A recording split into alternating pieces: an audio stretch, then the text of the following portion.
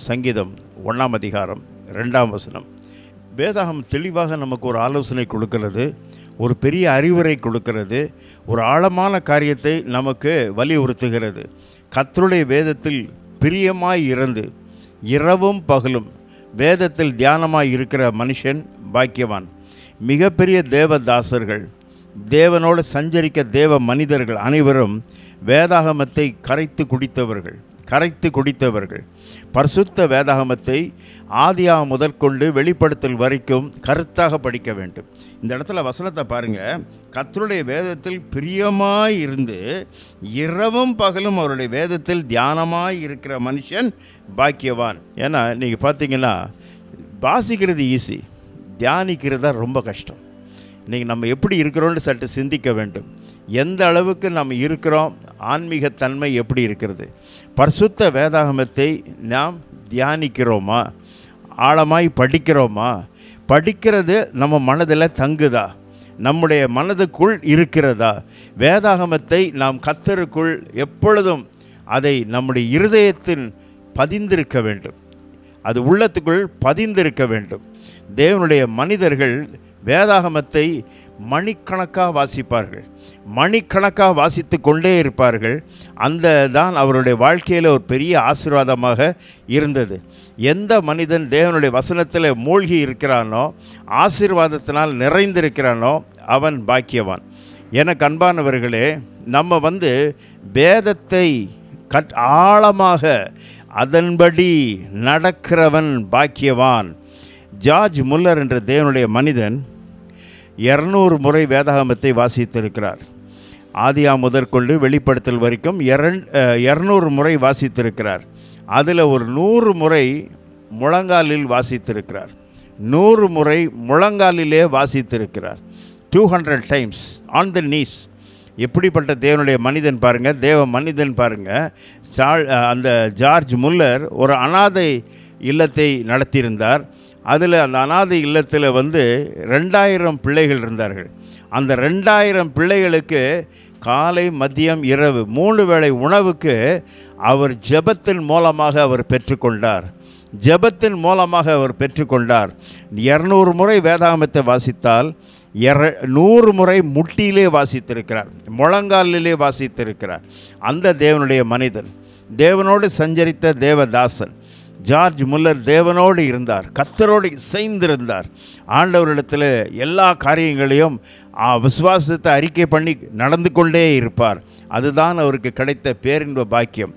இரவும் பகலும் வேதத்தில் பிரியமாய் இருந்து, இந்த வார்த்தையை பாருங்கள், வேதாகமத்தில் பிரியமாய் இருந்து. இன்றைக்கி நிறைய பேர் வேதத்தை வாசிக்கிறதுக்கு எவ்வளோ கஷ்டம் தெரியுமா? ஒரு சாப்டர் படிச்சிங்களான்னு கேட்டால், இல்லைண்ணா அந்த சாப்டரில் 5 வசனம் படித்தேன், இப்போ மீதி யார் படிப்பா? நம்ம அதில் பிரியம், இதில் மேலே ஒரு பற்று, இதில் மேலே எனக்கு ஒரு ஆர்வம் இருந்ததுன்னா அது என்னை ஆழமான சத்தியத்துக்குள் வழிநடத்தும், என்னை பலப்படுத்தும். இந்த பரிசுத்த வேதாகமம் எந்த மனிதனுக்குள் இருதயத்திற்குள் பதிந்திருக்கிறதோ அவன் பாக்கியவான். அவன் பாக்கியவான். தியானமாய் இருக்கிற மனுஷன் பாக்கியவான். நம்ம எந்த அளவுக்கு வேதாகமத்தை வாசிக்கிறோம். பிரச்சனைகள் இருக்கலாம், கஷ்டங்கள் இருக்கலாம், நஷ்டங்கள் இருக்கலாம். வேதாகமத்தை நீ இன்று வாசித்தீர்களா? இன்றைக்கு காலையில் எழும்பின உடனே எத்தனை அதிகாரம் வாசித்திருக்கீங்க? கிறிஸ்தவன், சாதாரண ஒரு சராசரி கிறிஸ்தவன் ஒரு நாளைக்கு 10 அதிகாரம் வாசிக்கணும். 10 அதிகாரம் வாசிக்கணும். வேதாகமத்தினுடைய வசனங்கள் இருதயத்திற்குள் இருக்க வேண்டும். தேவனோடு சஞ்சரிக்க தேவ மனிதர்கள் எல்லாரும் வேதாகமத்தை முக்கியத்துவத்தை கொடுத்தார்கள். வேதாகமத்தின்படி நடந்தார்கள். நம்ம எப்படி இருக்கிறோம் என்று சற்று சிந்திக்க வேண்டும். வேதத்தின்படி நடக்கிறோமா? இத்தனை நாட்களாக நாம் ஆலயங்களுக்கு வருகிறோம். வேதாகமத்தினுடைய எத்தனை அதிகாரம் உனக்கு தெரியும்? எத்தனை வசனங்கள் உனக்கு மனப்பாடமாய் தெரியும்? ஆழமாய் நாம் பார்க்க வேண்டும். உண்மையான இந்த வேதாகமத்தினுடைய வசனங்கள் இந்த இருதயத்தில் இருந்தால் பிசாசு உன் பக்கத்தில் வரவே வராது. திட்டவட்டமாக அறிந்து கொள்.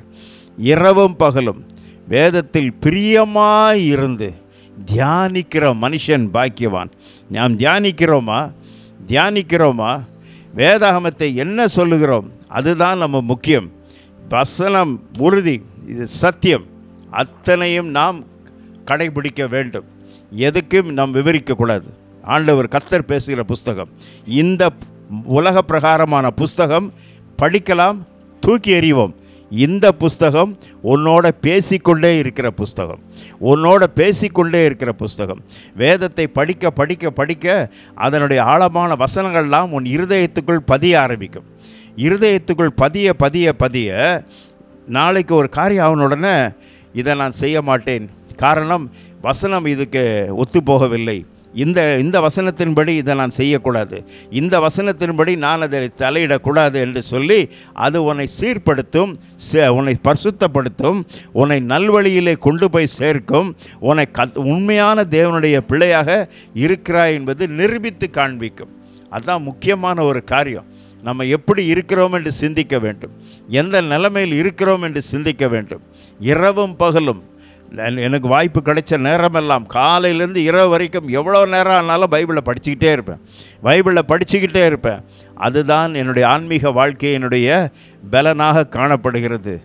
சாது சுந்தர் சிங் இமயமலைக்கு போயிட்டு இருந்தார். அவர் ஹரியானாவை தாண்டி அப்படியே நடந்துக்கிட்டே போயிட்டே இருக்கும்போது அங்கே சொன்னாங்களாம், சாதுஜி இந்த இடத்துல பிசாசு ரொம்ப அட்டகாசம் பண்ணுது, நாங்கள்லாம் போகிறதுக்கு பயமாக இருக்குன்னாராம். அப்போ அவர் நேராக போய் பார்த்து என் முன்னால் நில்லு அப்படின்னாராம். அப்போ அது சொல்லிச்சான், இல்லை உன் கையில் பைபிள் இருக்குது, நான் பக்கத்தில் வரமாட்டேன் அப்படின்னாராம். சாது சுந்தர் சிங் ஒன்று பைபிள் எடுத்து கொஞ்சம் தூரமான இடத்துல போய் வச்சுட்டு சொன்னாராம், அது ரொம்ப தூரத்தில் வச்சுட்டேன், இப்போ முன்னால் நில்லு அப்படின்னாராம். பைபிளை நீங்கள் தூரத்தில் வச்சது உண்மைதான், இந்த பைபிளில் இருக்க வசனம்லாம் உன் இருதயத்தில் இருக்க, நான் பக்கத்திலே வரமாட்டேன்னாராம். அதுதான் முக்கியம். That is very important. நம்முடைய இருதயம் வசனத்தினால் நிறைந்திருக்கிறதா? நம்முடைய இருதயம் வசனத்தினால் நிறைந்திருக்கிறதா? பிரச்சனைகள் ஒவ்வொருத்தரும் என்னிடத்தில் சொல்லும் பொழுது வேதாகமத்தினுடைய வசனத்தை வைத்து அவர்களை நான் சொல்வேன், இந்த வசனத்தின்படி இதுக்கு சரியான பொருத்தமாக இருக்கிறது, இந்த வசனத்தின்படி நம்ம செய்திருக்கக்கூடாது, இந்த வசனத்தின்படி நாம் இப்படியாக அதை நடைமுறையில் கொண்டு வர முடியும். Everything must be biblically implemented. everything.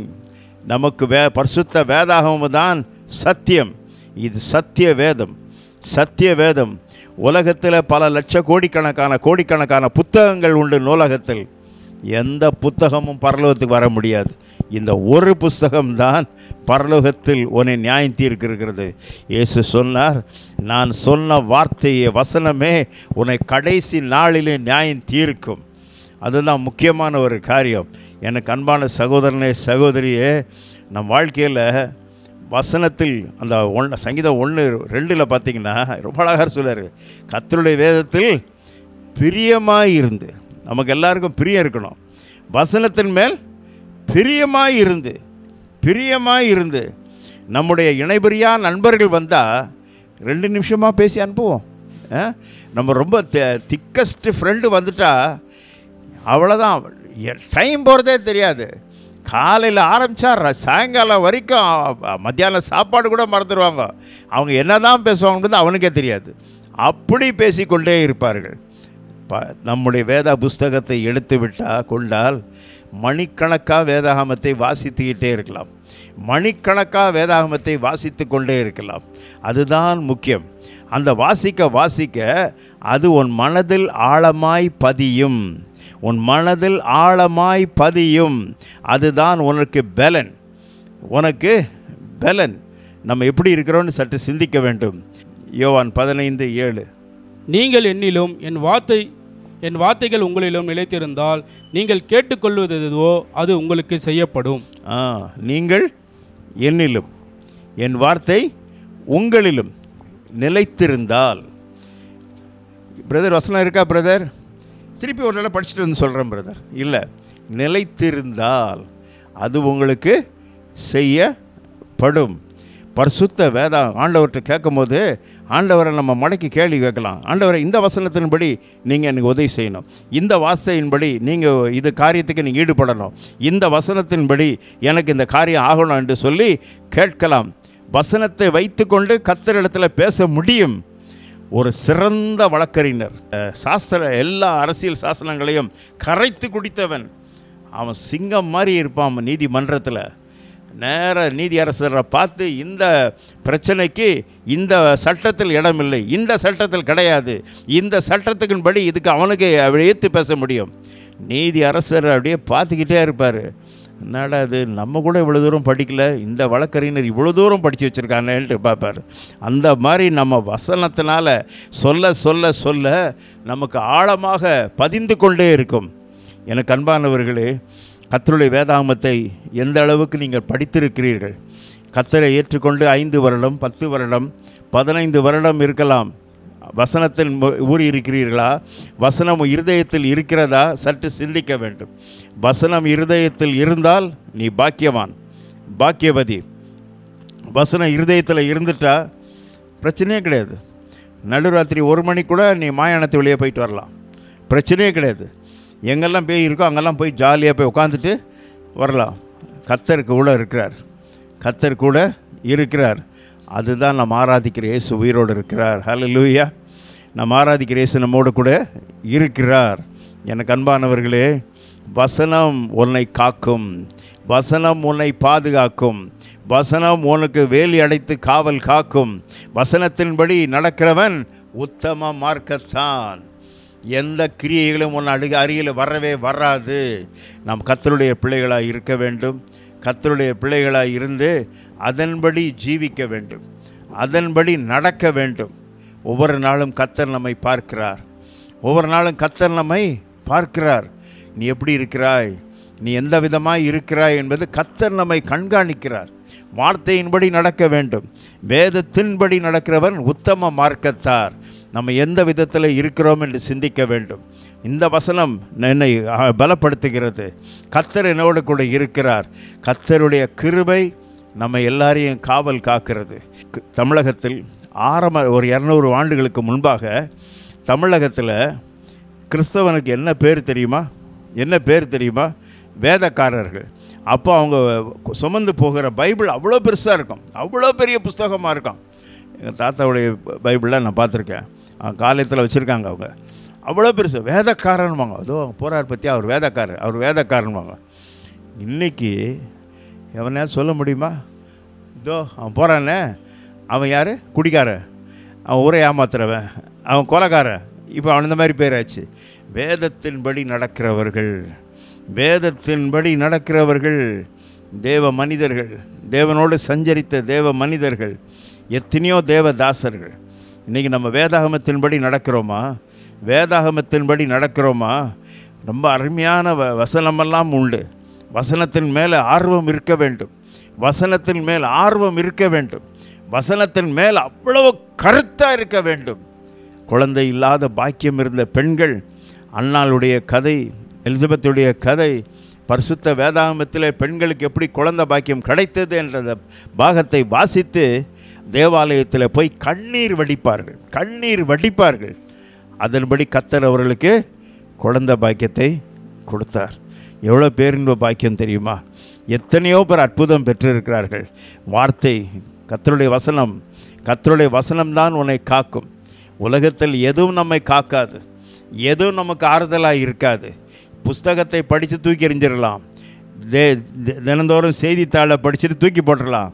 ஆனால் கர்த்தருடைய வசனம்தான் நம்மை காக்கும். கர்த்தருடைய வசனத்துக்கு எவ்வளோ தூரம் முக்கியத்துவம் கொடுத்துருக்கிறீங்க? காலையில் எந்திரிச்சு எத்தனை பேர் எத்தனை அதிகாரம் படிச்சிங்கன்னு நான் கேட்க போகிறதில்ல, பயந்துடாதீங்க. ஆனால் பைபிள் வாசிங்க, வாசிங்க. நீங்கள் ஆசீர்வாதம் பெறுவதற்கு பரிசுத்த வேதாகம் தான் நமக்கு ஆறுதலின் நம்பிக்கை, பரிசுத்த வேதாகம் தான் நமக்கு நம்பிக்கை. நான் ஒரு தடவை ஒரு பாஸ்டர் என்கிட்ட கேட்டார், பிரதர் உங்கள் இதில் நான் பார்த்த ஒரு காரியம், தைரியமாக பேயை துரத்துறீங்களே பாஸ்டர், அதுக்கப்புறம் ஜாலியாக ரோட்டில் போயிட்டுருக்கீங்க, அது உங்களுக்கு பின்னால் வராதான்னு. அது என்ன உங்களுக்கு வராதுன்னு. இப்போ நான் சொன்னேன், ஐயா நான் பைபிள் வாங்குகிற அன்றைக்கி தான் நீங்களும் பைபிள் வாங்கினீங்க. என் பைபிளை பாருங்கள், என்னால் பைபிளோடைய நிலைமை எப்படி இருக்குன்னு பார்த்துங்க.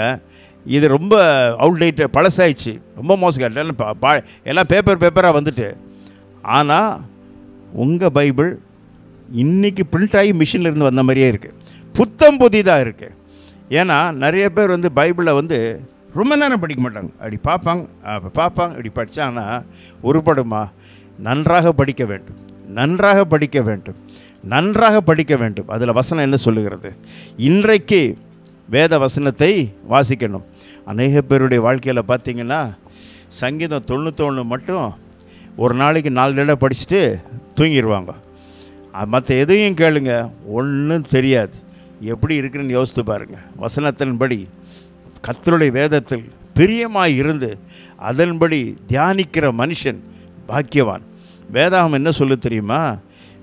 வேதத்தை வெறும் படித்தா மட்டும் போதாது, தியானிக்கிற மனுஷன் பாக்கியவான். Blessed is a person who meditate the scriptures day and night. Meditation.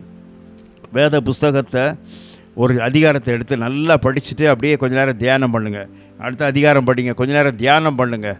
அந்த அல்டிமேட்லியாக இந்த தலை ஃபுல்லாக உங்களுக்கு எது ரெக்கார்ட் ஆகிரும்னா வார்த்தைகள் ரெக்கார்ட் ஆகிரும். வேதாகமத்தை நன்றாக ஆராய்ந்து படிக்க வேண்டும், மணிக்கணிக்கு படிக்க வேண்டும். தெளிவாக வேதம் 119ஆம் சங்கீதத்தில் எவ்வளோ அழகாக இருக்குது தெரியுமா?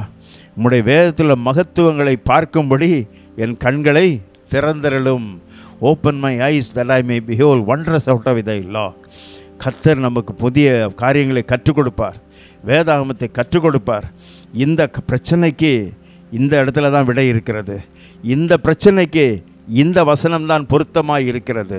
இந்த காரியத்துக்கு இதுதான் பொருத்தமாக இருக்கிறது. எவ்வளோ பேர் இன்ப பாக்கியம் தெரியுமா? எனக்கு அன்பானவர்களே, கர்த்தர் கொடுத்த வசனம், கர்த்தர் கொடுத்த வார்த்தை அதை நம்ம அதிகமாய் பலப்படுத்துகிறது, அதிகமாய் பலப்படுத்துகிறது. இன்றைக்கி அநேக இடங்களில் நீங்கள் பார்த்தீங்கன்னா பிள்ளைகள் சிறு வயதில் படித்ததை கூட அவர்கள் நினைவுபடுத்துவார்கள்.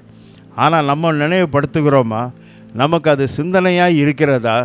40 ஆண்டுகளுக்கு முன்பாக நான் எந்த கூட்டத்துக்கு போனேனோ அந்த கூட்டத்தில் அந்த போதகர் என்ன வசனத்தை வச்சு பிரசங்கித்தாரோ இன்றைக்கே என் மனதில் இருக்குது. நானும் அந்த பாஸ்டர்ஸ் எல்லாம் பார்க்கும்போது, நீங்கள் இந்த இடத்துல இந்த வசனத்தை வச்சு பேசுனீங்களேன்னொன்னே அவங்க என்னை பார்த்து, என்னப்பா ஒன்று ரொம்ப பயங்கரமாக ரெக்கார்ட் பண்ணி வச்சுருக்கேன்ட்டு. அருமையானவர்களே, வசனத்துக்கு இடம் கொடுங்கள். வசனத்துக்கு இடம் கொடுத்தால் கர்த்தர் ஆசீர்வாதத்துக்கு இடம் கொடுப்பார். உனக்கு நன்மையை தேவன் அருளுவார். அதுதான் முக்கியமான ஒரு காரியம். வேத புஸ்தகத்துக்கு முதலிடம் கொடுக்க வேண்டும். எந்த அளவுக்கு வேத புஸ்தகத்துக்கு முதலிடம் கொடுத்தாயோ அது நல்லது. வசனம் தெரிய வேண்டும். வசனம் தெரிந்தால் எந்த துருபதேசத்தையும் உன் அருகில் வர முடியாது. அப்படி வந்தவர்களை நீ மடக்க முடியும். அந்த வல்லமை உனக்கு இருக்க வேண்டும். வசனத்தின்படி நாம் வாழ்வோம். வசனம் நம்மை பாதுகாக்கும். வசனம் நம்மை ஆசீர்வதிக்கும். வசனம் நம் குடும்பத்தில் வெறும் சுபத்தில் இருந்தால் போதாது, இருதயத்தில் இருக்க வேண்டும். That is very important. கர்த்தருடைய வசனத்தினால் நம்மை நிரப்புவாராக. எல்லார் கண்களை மூடுவோம்.